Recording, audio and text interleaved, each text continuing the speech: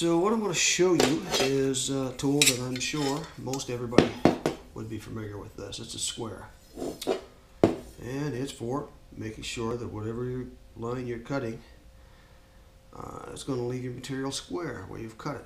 So I've made the mark on the 2x4 right there at 5 3/4, just shy of 5 3/4. So the next thing I'm going to do,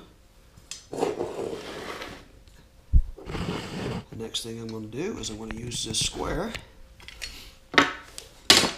to mark that so that I can cut it, and it will be square. A little short's better than a little long. A little long, everything fits it tight. You gotta pound it in with a hammer. We don't want to do that. What we want to do is we want to make sure that it's going to fit nice, and if it's got a little bit of a gap, it's not a big deal. So there's my line right there. A little shy of 5 3/4. Quite a bit shy of 5 3/4. That's okay. Next thing, what we need to do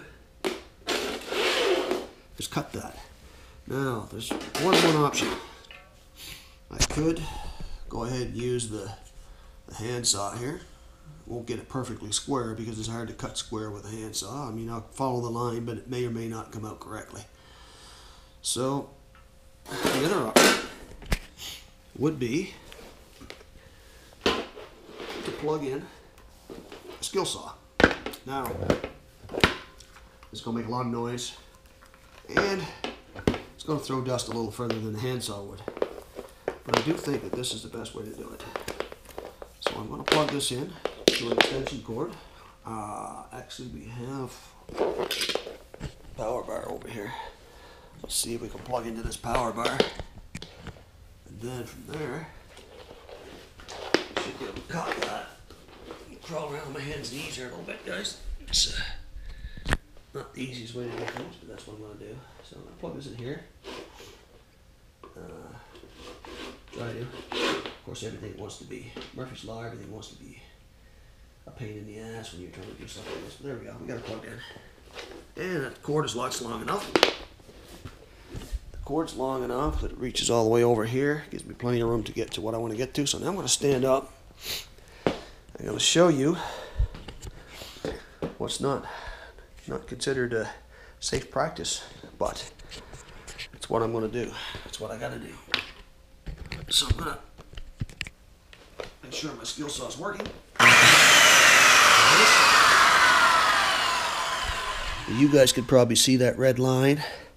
That's an indicator on the saw that tells me, you know, as long as I line that up with the line that I marked on my material, it tells me I'm cutting where I want it to cut, where I actually expect it to cut. So realistically, what I should do is I should have that piece up off the floor.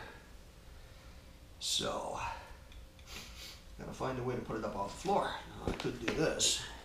I could pick it up here and put it on my leg like so, which is not the right way to do it. Not the safest way to do it, but it can be done. If I do it like this, take my skill saw, and watch this, guys. You're gonna learn some bad habits here.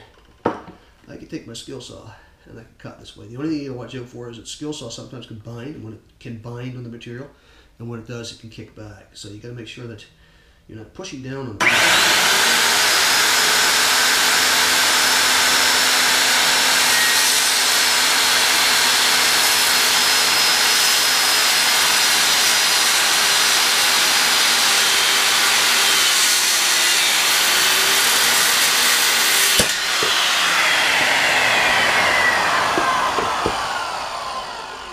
That's a really good example of a kickback.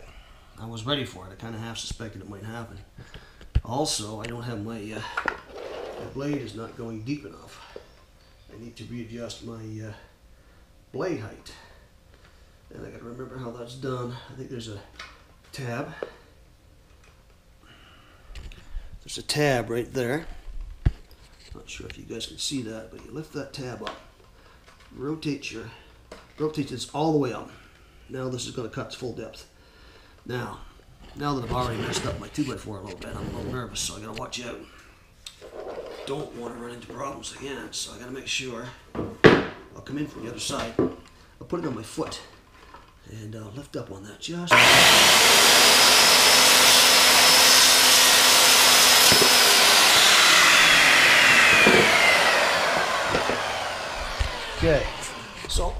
there's the first piece. Roughly 5 3/4. It's a little rough on the end down there because of the way I cut it. I really should have a bench to work on. What I should do is take this downstairs, lay it across the table saw. Use the table saw as a bench. That's what I'm going to do for the next piece. Be a little safer.